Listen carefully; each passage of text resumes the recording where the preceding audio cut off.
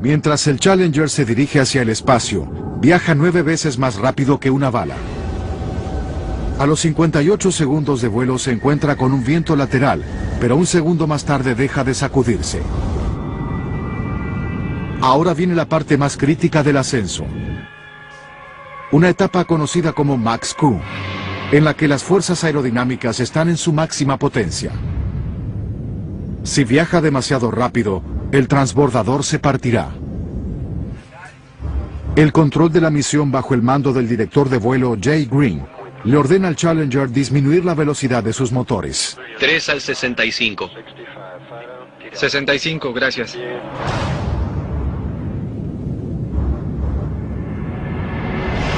A los 66 segundos, el Challenger tiene luz verde. Alcanzó sin problemas la etapa Max Q y entra en el aire enrarecido de la atmósfera superior. Ahora debe acelerar a más de 28.000 kilómetros por hora para escapar de la gravedad de la Tierra. Es el momento de aumentar la potencia de los motores principales al máximo. El control de la misión da la orden. Challenger, aceleren. Comprendido, acelerando.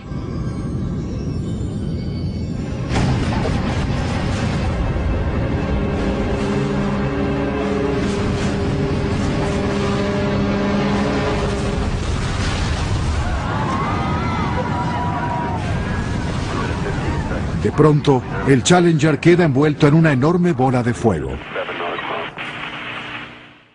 Vendredi 11 mars 2011, à 14h46, un séisme de magnitude 9 se produit près de la côte est du Japon.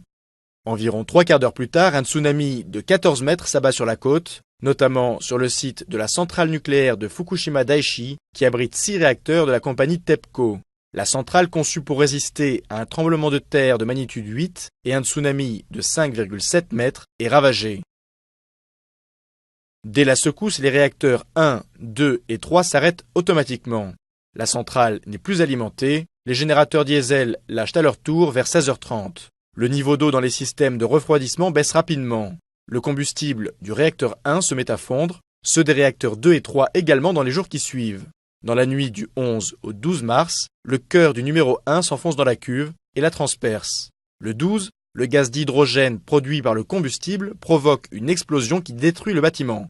Même scénario pour le réacteur 3 qui est soufflé le 14. Ces explosions et dégazages nécessaires pour abaisser la pression propulsent de grandes quantités de radioéléments dans l'atmosphère. Du côté du réacteur 4, c'est la piscine d'entreposage touchée par un incendie qui inquiète. Le 15 mars, il est lui aussi touché par une explosion. Malgré l'intervention de l'armée, il faudra des semaines à TEPCO pour contenir la catastrophe, et des mois pour refroidir correctement les cœurs en déversant massivement de l'eau, ce qui contaminera l'environnement. L'accident a été classé au niveau 7, le plus haut sur l'échelle internationale des événements nucléaires, comme celui de Tchernobyl.